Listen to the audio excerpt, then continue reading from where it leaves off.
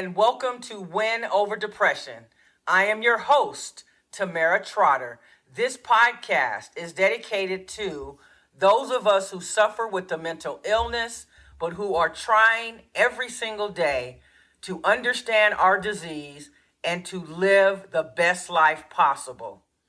This podcast is also dedicated to those individuals who are trying to understand this disease so that they can be more supportive to those friends or family who suffer with a mental health condition. Today, we'll be talking about commitment, and I would like for you to take notes if you're able to.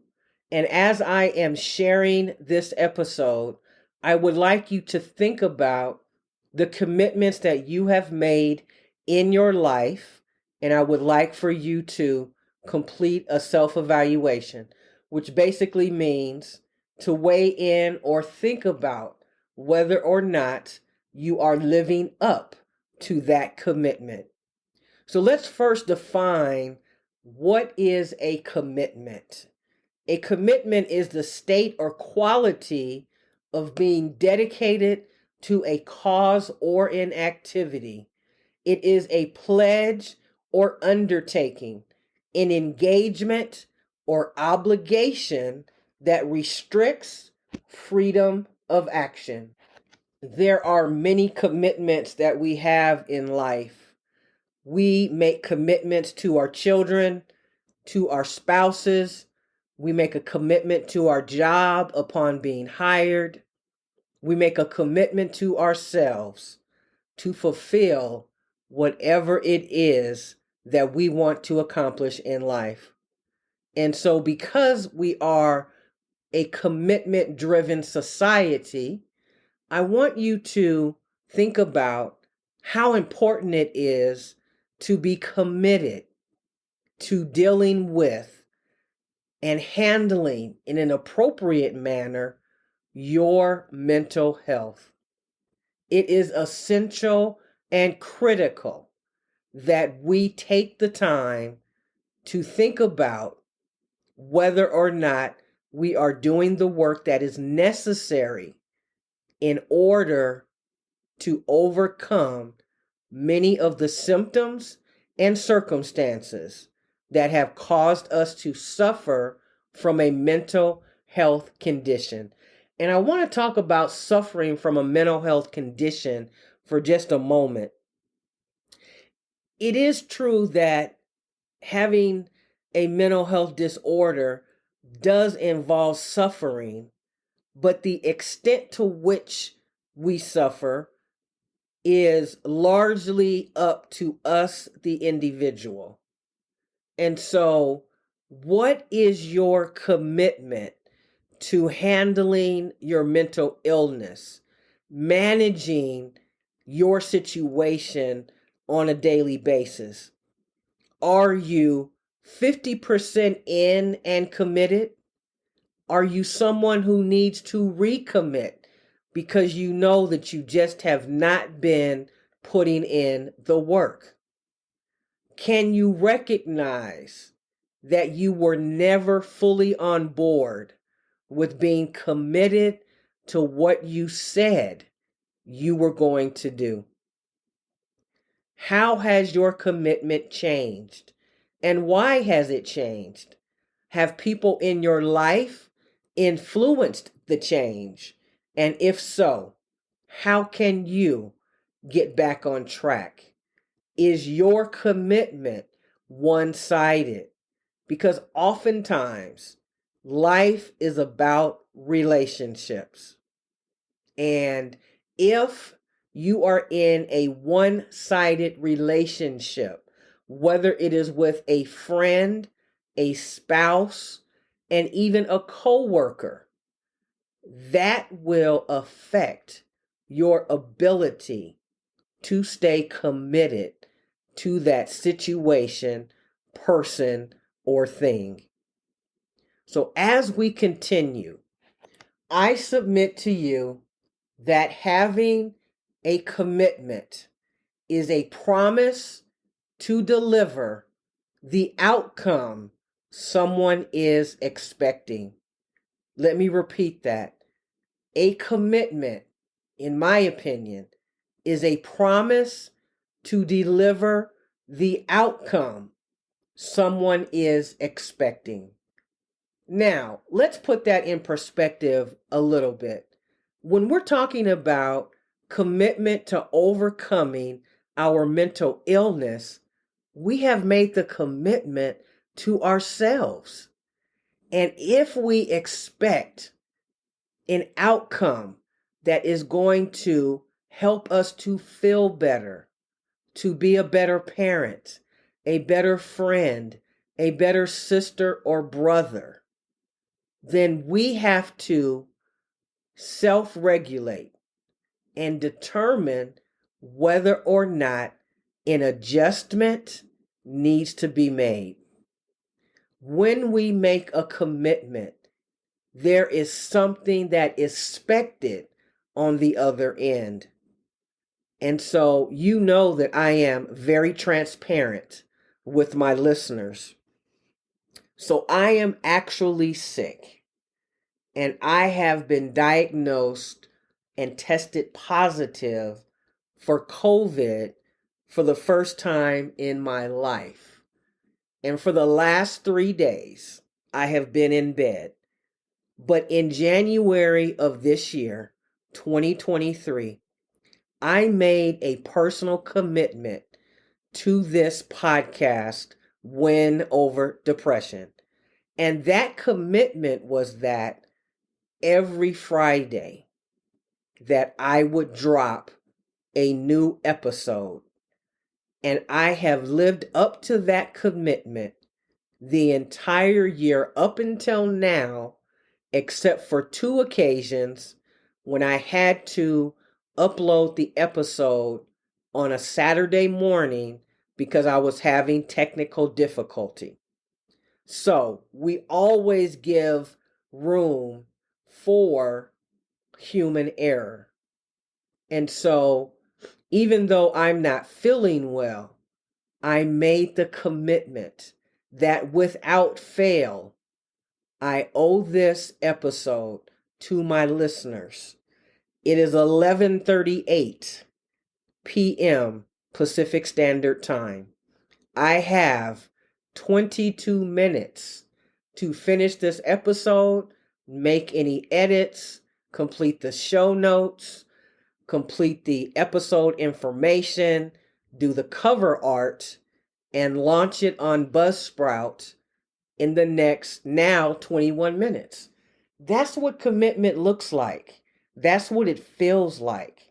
So, yes, I am doing it at the last minute because I just was not up to it because I'm not feeling well. But my friends, oftentimes, most of the time, more than we'd like to admit, when we suffer with the mental illness, we are not always at our best, but there are still people counting on us and expecting us to deliver on a promise that we've made with an expected outcome.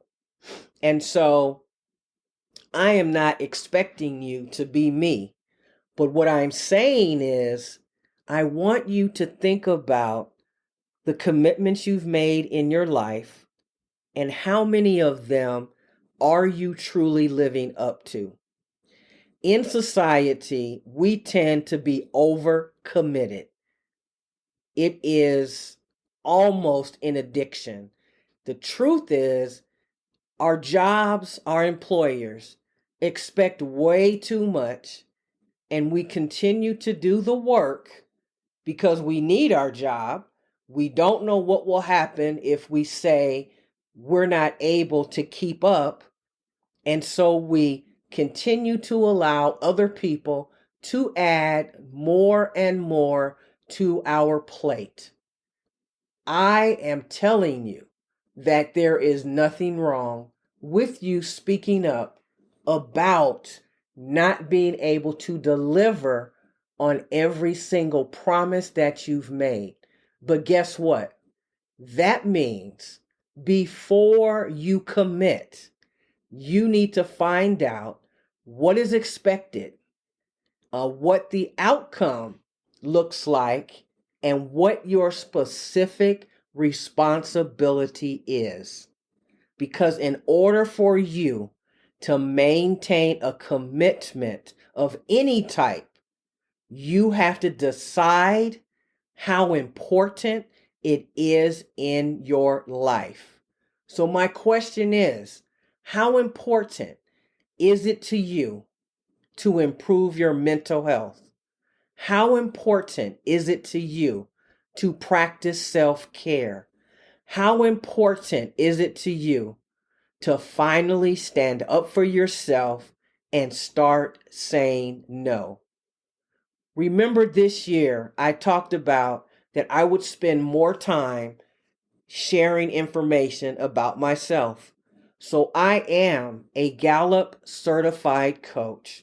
And what that means is my responsibility and commitment to the people that I coach is to help them to see their potential and the natural strengths and talents that they are equipped with, and how to leverage those talents to get their work done, to feel better, to be less stressed, and to be able to relax and enjoy your life.